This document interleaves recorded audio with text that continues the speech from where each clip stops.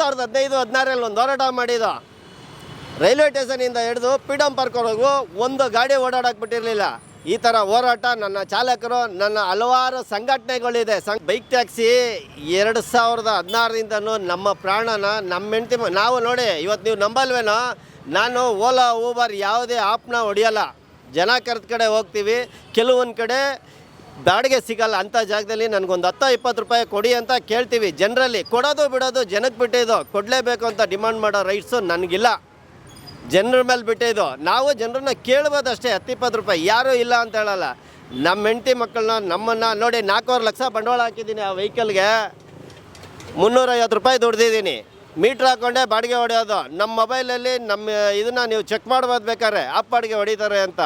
ಅವರು ಕೂಡ ಎಲ್ಲೋ ಬೋರ್ಡು ನೋಡಿ. ನಾನು ಒಂದು ವರ್ಷಕ್ಕೆ ಸರ್ಕಾರಕ್ಕೆ 15-20 ಸಾವಿರ ಕಟ್ತೀನಿ. ಇನ್ಸೂರೆನ್ಸ್ ಬರುತ್ತೆ, FC ಬರುತ್ತೆ, ಇದನ್ನು ಮಾಡಿಸ್ಬೇಕು. ಅಟ್ಲೀಸ್ಟ್ 150 ರೂಪಾಯಿ ಕೊಟ್ಟು ಮೀಟ್ರ್ ಪಾಸಿಂಗ್ ಮಾಡಿಸಿಲ್ಲ ಅಂದರೆ ನನಗೆ 3,000 ಫೈನ್ ಹಾಕ್ತಾರೆ. 40-50 ರೂಪಾಯಿ ಎಮೋಷನ್ನು, ಆ ಎಮೋಷನ್ ಮಾಡಿಸಿಲ್ಲ ಅಂದರೆ 3,000 ಫೈನ್ ಹಾಕ್ತಾರೆ ನನಗೆ.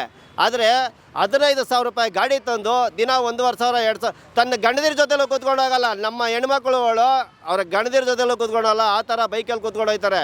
ಈಗ ಹಲವಾರು ಸತಿ ನೋಡಿ ಕೈ ಮುರಿದೋಗಿರೋದು ನಿಮ್ಮ ಮೀಡಿಯಾಗಳೆಲ್ಲ ನೋಡಿದ್ದೀವಿ. ಕಾಲು ಮುರಿದೋಗಿದೆ, ಕೋರಮಂಗಲ ಸೈಡಲ್ಲೆಲ್ಲ ಬಿದ್ದು ಬಿಸಾಕ್ಬಿಟ್ಟು ಹಂಗೆ ಹೊಂಟೋಯ್ತಾರೆ. ತಮಿಳ್ನಾಡು ಗಾಡಿ ಇಲ್ಲಿ ಓಡ್ತಾ ಇದೆ ಬೆಂಗಳೂರಲ್ಲಿ. ನಮ್ಮ ಗಾಡಿ ತಮಿಳ್ನಾಡಲ್ಲಿ ಹೋದರೆ 5 ನಿಮಿಷಕ್ಕೆ ಹಾಕ್ಕೊತಾರೆ. ಆಂಧ್ರ ಗಾಡಿ ಇಲ್ಲಿ ಓಡ್ತಾ ಇದೆ, ಹಾಸನ ಗಾಡಿ ಇಲ್ಲಿ ಓಡ್ತಾ ಇದೆ. ನಮ್ಮ ಆಯುಕ್ತರಿಗೆ ಕಣ್ಣು ಕಾಣ್ತಾ ಇದೆಯಲ್ಲೋ ಗೊತ್ತಿಲ್ಲ. ನಮ್ಮ ಆಯುಕ್ತರಿಗೆ, ನಮ್ಮ ಸಾರಿಗೆ ಮಂತ್ರಿಗೆ ನೋಡಿ, ಮೊನ್ನೆ ಬಿಗ್ ಬಾಸಲ್ಲಿ ಬೆಂಕಿ ಎತ್ಕೊಂಡು ಹೊಗೆ ಎತ್ಕೊಂಡ್ಬಿಡ್ತದೆ. ವಿತಿನ್ ಒಂದು ಅರ್ಧ ಗಂಟೆಯಲ್ಲಿ ಬೀಗ ಹಾಕ್ಬಿಡ್ತಾರೆ. ಇದು ಹೈಕೋರ್ಟಲ್ಲಿ ನಡೀತಾ ಇದೆ. ನಮ್ಮಂತೆ ಆದೇಶ ಬಂದಿದ್ರು, ಆರ್ಡ್ರಸ್ ಆಗಿದ್ರು ಕೂಡ ಇದು ನಿಲ್ಸೋಕ್ಕೆ ನಮ್ಮ ಸಾರಿಗೆ ಅಧಿಕಾರಿಗಳಿಗೆ ತಾಕತ್ತಿದೆಯಾ ಇಲ್ವಾ ಗೊತ್ತಿಲ್ಲ, ಅದು ನಿಲ್ಸೋಕ್ಕೆ. ಯಾಕೆಂದರೆ ಅದರಿಂದ ಅವ್ರಿಗೇನು ಉಪಯೋಗ ಇದೆ ಅಂತ ಗೊತ್ತಿಲ್ಲ. ಅದೇ ನಾನು FC ಮಾಡ್ತಿಲ್ಲ ಅನ್ನಲಿ, 108 ತಡೆ ಹಾಕ್ತಾರೆ RTOದವರು. ಅದಕ್ಕೆ ಯಾವ FCನೂ ಇಲ್ಲ, ಯಾವ ಇನ್ಶೂರೆನ್ಸ್ ಇಲ್ಲ. ಆಂಧ್ರ, ತಮಿಳ್ನಾಡು ರಾಜ್ಯ ಮೂಲೆಯಿಂದ ಬೇರೆ ಸ್ಟೇಟಿಂದ ಗಾಡಿಗಳು ನೋಡ್ತಾ ಇದೆ ಇಲ್ಲಿ, ಅದು ಅವ್ರಿಗೂ ಗೊತ್ತಿದೆ. ಒಂದು ಕಡೆ ಹಿಂದೆ ನಂಬರ್ ಪ್ಲೇಟ್ ಇರೋಲ್ಲ, ಮುಂದೆ ನಂಬರ್ ಪ್ಲೇಟ್ ಇರುತ್ತೆ. ಆ ನಂಬರ್ ಪ್ಲೇಟ್ಗೆ ಎಲ್ಲೋ ನಂಬರ್ ಪ್ಲೇಟ್ ಕೊಟ್ಟಿರ್ತಾರೆ. ಎಲ್ಲೋ ಬೋರ್ಡ್ ಬರೋದೇ ಇಲ್ಲ. IME ಆ್ಯಕ್ಟಲ್ಲಿ 2 ವೀಲರ್ಗೆ ಎಲ್ಲೋ ಬೋರ್ಡ್ ಬರೋದೇ ಇಲ್ಲ. ಜನರನ್ನ ಸಾಯಿಸೋಕ್ಕೋಸ್ಕರನೇ ಇದು. ಕೆಲವು ಉದ್ಯಮಿಗಳು, ಬಂಡವಾಳಶಾಹಿಗಳು ಮಾಡಿಕೊಂಡು ಇಲ್ಲಿ ನಡೀತಾ ಇರೋಂಥ ಕ್ಯಾಬ್ ಚಾಲಕರನ್ನ, ಆಟೋ ಚಾಲಕರನ್ನ, ತಣ್ಣೀರು ಬಟ್ಟೆ ನೋಡಿ 4.5 ಲಕ್ಷ 9,500 ಬರುತ್ತೆ. ಅದಕ್ಕೆ EMI ಜೀವನ ಮಾಡೋದೇ ಕಷ್ಟ. ಇನ್ನು ಲೋನ್ ಹೆಂಗೆ ಕಟ್ಟೋದು? 65-70 ದಿನ ಆಯಿತು ಅಂದರೆ ಸೀಜಿಂಗ್ ಬರುತ್ತೆ ಗಾಡಿ. ಅದಕ್ಕೆ 2,000 ಗಾಡಿ ಸೀಜ್ ಮಾಡಿದ್ರೆ ನಮ್ಮ ಪರಿಸ್ಥಿತಿ ಯಾರಿಗೂ ಹೇಳ್ಕೊಳ್ಸೈತಿಲ್ಲ. ರಾಮಲಿಂಗಾರೆಡ್ಡಿ ಅವರಾಗಲಿ, ಈ ಸಾರಿಗೆ ಆಗ್ತಾಗಲಿ, ಸಾರಿಗೆ ಮಂತ್ರಿ ಆಗಲಿ, RTO ಅಧಿಕಾರಿಗಳು ಅವ್ರಿಗೇನಾರ ಇದೆ ಅಂದರೆ ಗಾಡಿಗಳಿಗೆ ನಾವು ಸುಮ್ಮನೆ ಓಡಿಸ್ತಾ ಇಲ್ಲ ಸರ್, ಟ್ಯಾಕ್ಸ್ ಕಟ್ತೀವಿ. ಪ್ರತಿದಿನ ನಾನು ಒಂದು 150-200 ರೂಪಾಯಿ ಟ್ಯಾಕ್ಸ್ ಕಟ್ತೀನಿ. 5 ಲೀಟ್ರ್ ಗ್ಯಾಸ್ ಹಾಕಿದ್ರೆ 200 ರೂಪಾಯಿ ಟ್ಯಾಕ್ಸ್ ಬರುತ್ತೆ. ಆಯಿತಾ? ಒಂದು ವೇಳೆ ಈಗ ನಾಳೆ ಹೈಕೋರ್ಟು ಒಂದು ಬೇರೆ ಸ್ಟೇಟ್ಗಳೆಲ್ಲ ಪರ್ಮಿಷನ್ ಕೊಟ್ಟಿದ್ದಾರೆ, ಇಲ್ಲೂ ಒಂದು 500,000 ಗಾಡಿಗೆ ಪರ್ಮಿಷನ್ ಅಕಸ್ಮಾತ್ ಏನಾದ್ರು ಸಿಕ್ಕರೆ ನಿಮ್ಮ ಹೋರಾಟ, ಮುಂದಿನ ಹೋರಾಟ ಹೇಗಿರುತ್ತೆ ಸರ್? ನೋಡಿ, IME ಆ್ಯಕ್ಟಲ್ಲಿ 2 ವೀಲರಲ್ಲಿ ಬಾಡಿಗೆ ಹೊಡೆಯೋದೇ ಇಲ್ಲ. ಇವರು ದುಡ್ಡಿನ ಪ್ರಭಾವಿ ಅಂತ ಇರೋ ಅಂಥವ್ರಿಗೆ ಸಪೋರ್ಟ್ ಮಾಡಿ ಇವರು ಕಮಿಷನ್ಗಳು ತೊಗೊಳ್ಳೋ ಇದಕ್ಕೆ ನಮ್ಮ ಜೀವನನ ಹಾಳು ಮಾಡ್ತಾ ಇದ್ದಾರೆ. ನಾವು ಇವ್ರಿಗೇನು ಕೇಳೋದಂದರೆ, ನಮಗೆ ಮೀಟ್ರನ್ನ FC ಮಾಡಬೇಡಿ, ಪಾಸಿಂಗ್ ಮಾಡಬೇಡಿ, ಇನ್ಸೂರೆನ್ಸ್ ಕಟ್ಸ್ಕೋಬೇಡಿ. ನಮಗೂ ಗೊತ್ತಿದೆ ಬಾಡಿಗೆ ಹೊಡೆಯೋದು, ನಾವು ಬಾಡಿಗೆ ಹೊಡಿತೀವಿ. ನಮ್ಮನ್ನು ದಯವಿಟ್ಟು ಬಿಟ್ಬಿಡಿ. ಇಲ್ಲ ಅಂದರೆ ಅವ್ರನ್ನ ಸ್ಟಾಪ್ ಮಾಡಿ. ಇಲ್ಲ ಅವ್ರು ಬಾಡಿಗೆ ಹೊಡಿಬೇಕಂದ್ರೆ ಅವ್ರಿಗೆ ಎಲ್ಲೋ ಬೋರ್ಡ್ ಕೊಡಿ, ನಮ್ಮ ಥರ ಇನ್ಶೂರೆನ್ಸ್ ಕಟ್ಟಲಿ, ಪ್ರತಿ ವರ್ಷ FC ಮಾಡಿಸ್ಲಿ, ಮೀಟ್ರ್ ಪಾಸಿಂಗ್ ಮಾಡಲಿ, ಓಡಿಸ್ಲಿ, ನಮಗೇನು ತೊಂದರೆ ಇಲ್ಲ. ಅದೇ ಈಗ ರೂಪುರೇಷೆ ಮಾಡೋಕ್ಕೆ ಹೇಳಿತ್ತು. ಅದೇ ಈಗ ಕೋರ್ಟು ಸರ್ಕಾರನೂ ಸಬ್ಮಿಟ್ ಮಾಡಿದೆ ಕೋರ್ಟಿಗೆ. ನಾಳೆ ಎಲ್ಲರೂ ಓಕೆ ಆಗಿ ಒಂದು 500 ಗಾಡಿನೋ 1000 ಗಾಡಿನೋ ಓಡಿಸ್ಬೋದು ಅಂತ ತೀರ್ಪು ಬಂದರೆ ನಿಮ್ಮ ಮುಂದಿನ ನಡೆ ಏನಿದೆ ಸರ್? ನಾವು 2015-16 ಒಂದು ಹೋರಾಟ ಮಾಡಿದ್ದು. ರೈಲ್ವೆ ಸ್ಟೇಷನಿಂದ ಹಿಡಿದು ಫ್ರೀಡಮ್ ಪಾರ್ಕ್ವರೆಗೂ ಒಂದು ಗಾಡಿ ಓಡಾಡಕ್ಕೆ ಬಿಟ್ಟಿರಲಿಲ್ಲ.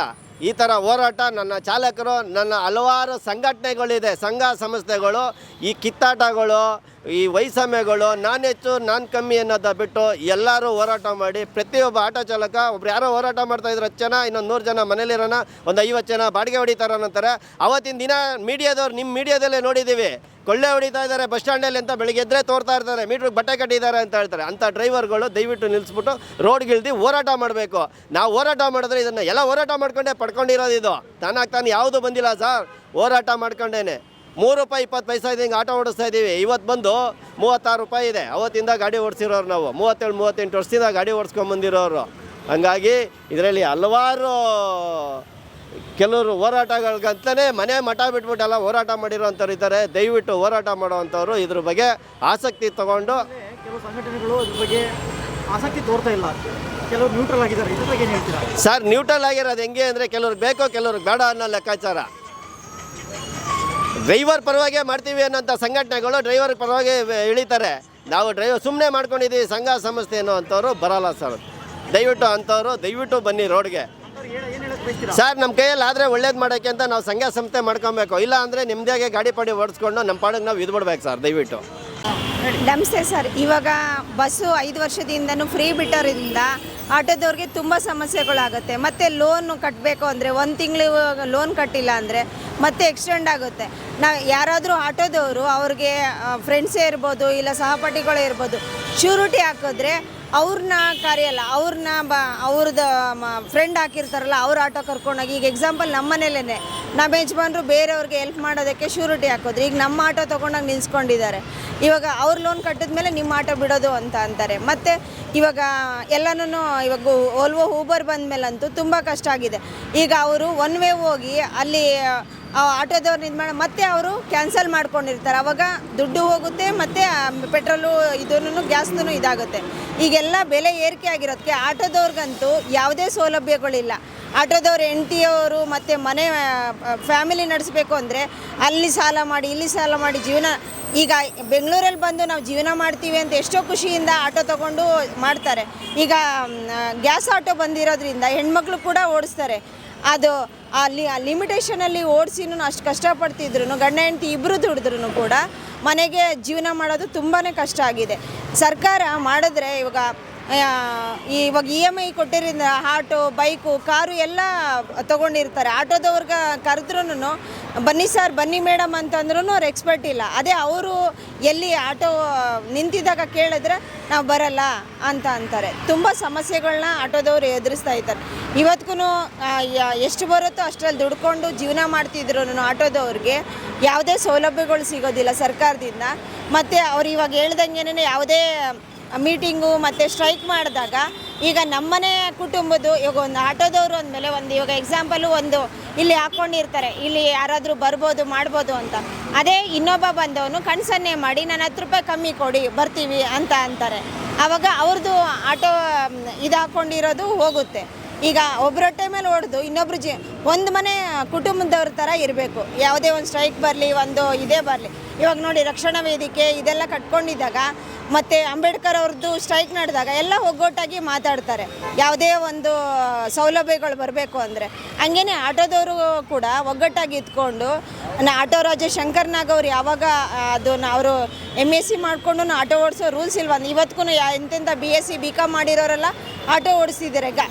ಓದಿರೋರು ಒಂದು ರೂಟು ಗುರುಗಳು ಒಂದು ವೇ ತೋರಿಸ್ತಾರೆ. ಅದೇ ಆಟೋರು ಆದರೆ ಗಲ್ಲಿನೂ ಅವ್ರಿಗೆ ಸುತ್ತಿಸಿ ಇಂಥ ಪ್ಲೇಸೇ ಅಂದರೆ ಅಟ್ ಎ ಟೈಮ್ಗೆ ಅವ್ರಿಗೆ ಹುಷಾರಿಲ್ಲದೆ ಹೋದ್ರೂ, ಅವ್ರ ಮನೇಲಿ ಎಂಥ ಸೀರಿಯಸ್ ಆಗಿದ್ರು, ನಮ್ಮನೇಲಿ ಎಕ್ಸಾಂಪಲು ನಮ್ಮ ಯಜಮಾನರು ಊಟ ಮಾಡ್ತಿದ್ರು ಅವ್ರಿಗೆ ಓಲ್ವೋ ಊಬರ್ ಬಂತು ಅಂತಲೇ ಊಟ ಬಿಟ್ಟು ಕೂಡ ಹೋಗ್ತಾರೆ. ಹಂಗೆ ರಾತ್ರಿ ಡೇ ಆಟೋದವರು ಎಷ್ಟು ಮೆಜೆಸ್ಟಿಕ್ ಮಾರ್ಕೆಟಲ್ಲಿ ಸರ್ ಬನ್ನಿ, ಮೇಡಮ್ ಬನ್ನಿ ಅಂತ ಕರಿತಿದ್ರು ಅವರು ಬರೋದಿಲ್ಲ. ಅವರು ಓಲ್ವೋ ಊಬರ್ ಹಾಕ್ಕೊಂಡ್ರು ಅದಕ್ಕೆ ಕ್ಯಾನ್ಸಲ್ ಮಾಡಿ ಬೇರೆ ಕಡೆ ಹೋಗ್ತಾರೆ. ತುಂಬ ಸಮಸ್ಯೆ, ತುಂಬ ಕಷ್ಟಗಳು ಅನುಭವಿಸ್ತಿದ್ದಾರೆ. ಸರ್ಕಾರದವರು ಸೌಲಭ್ಯಗಳನ್ನ ಸ್ವಲ್ಪ ಕೊಟ್ಟು, ಮತ್ತು ಇವಾಗ ಟ್ಯಾಕ್ಸ್ಗಳನ್ನು ಹೆಚ್ಚಿಸ್ತಾರೆ. ಲೋನ್ ಮೇಲೆ ಆಟೋ ತೊಗೊಂಡಿದ್ದಾಗ ಅದೂ ಅಷ್ಟೇ 1 ತಿಂಗಳು ಕಟ್ಟಿಲ್ಲ ಅಂದರೆ ತಿರ್ಗಾ EMI ಹಾಕೋದು. ಕೊಡುವಾಗ ರೂಲ್ಸ್ಗಳು ನಿಮಗೆ ಟ್ಯಾಕ್ಸ್ ಹಾಕಲ್ಲ, ಈ ತಿಂಗಳು ಕಟ್ಟಿಲ್ಲ ಅಂದರೆ ಮುಂದಿನ ತಿಂಗಳಾದರೂ ಕಟ್ಬೋದು ಅಂತಾರೆ. ಆದರೆ 1 ತಿಂಗಳು ಕಟ್ಟಿಲ್ಲ ಅಂದರೆ 2 ತಿಂಗಳದು ಬಡ್ಡಿ ಸೇರಿಸಿ ಡಬಲ್ ಮೀಟ್ರ್ ಬಡ್ಡಿ ಹಾಕಿ ಆ ಥರ ಎಲ್ಲ ಸಮಸ್ಯೆಗಳು ಅನುಭವಿಸ್ತಿದ್ದಾರೆ. ಎಷ್ಟೋ ಜನ ಆಟೋಗಳನ್ನ ನಿಲ್ಲಿಸ್ಬಿಟ್ಟು ವ್ಯಾಪಾರಕ್ಕೂ ಕೂಡ ಇಳಿದಿದ್ದಾರೆ. ಓಕೆ, ಈಗ ಬೈಕ್ ಟ್ಯಾಕ್ಸಿ ಅನ್ನೋದು ಬಂದಿದೆ, ಗೊತ್ತಿದೆ? ಹೌದು ಸರ್. ಅದ್ರ ಬಂದಿರೋದು ತೊಂದರೆ ಆಗ್ತದೆ. ಹೌದು ಸರ್. ಇವಾಗ ಅದು ಬೈಕ್ ಟ್ಯಾಕ್ಸಿ ಎಲ್ಲ 5 ನಿಮಿಷಕ್ಕೆಲ್ಲನೂ ಅವ್ರು ಏನೇ ಮರ್ತೋಗಿದ್ರು ತೊಗೊಂಡೋಗಿ ಕೊಡೋದಕ್ಕೆ ಅವ್ರು ಹೆಲ್ಪ್ ಮಾಡ್ತಾರೆ ಅಂತಾರೆ. ಅವ್ರು ಹ್ಯಾಪ್ ಹಾಕ್ಕೊಂಡು ಹೋಗೋದಕ್ಕೆ ಇವಾಗ ಆಟೋದವ್ರಿಗೆ ಸಮಸ್ಯೆ ಅಲ್ಲ. ಇವಾಗ ಬಸ್ ಬಿಟ್ಟಿರೋದ್ರಿಂದನೇ ಯಾರು ಕೂಡ ಆಟೋದವ್ರು ಹತ್ತಲ್ಲ. 50 ರೂಪಾಯಿ ಕಮ್ಮಿ ಕೇಳಿದ್ರೂ ಬರೋದಿಲ್ಲ. ಹಂಗಾಗಿ ಇವಾಗ ಸರ್ಕಾರ ಮಾಡಿರೋದು ತಪ್ಪು ಅಂತಲ್ಲ, ಹಂಗೆ ಆಟೋದವ್ರಿಗೂ ಸೌಲಭ್ಯ ಕೊಡಬೇಕು. ಕೊರೋನಾ ಟೈಮಲ್ಲಿ ಮೋದಿಯವರು ಕೂಡ ಆಟೋದವ್ರಿಗೆ, ಕ್ಯಾಬ್ ಅವ್ರಿಗೆ 5,000 ಹಾಕ್ತೀವಿ ಅಂತ ಅಂದರು. ಎಲ್ಲಿ 1 ರೂಪಾಯಿದು ಇದು ಮಾಡಿಲ್ಲ. ಅವಾಗೂ ಎಷ್ಟು ಕಷ್ಟಗಳನ್ನು ನಾನು ಆವಾಗ ರೋಡಲ್ಲಿ ಕಾಫಿ ಟೀ ಮಾಡಿ ನಮ್ಮನೆಯವರು ಕೂಡ ನೈಟು ಡೇ ಓಡಿಸಿ ಇದು ಮಾಡಿದ್ದಾರೆ.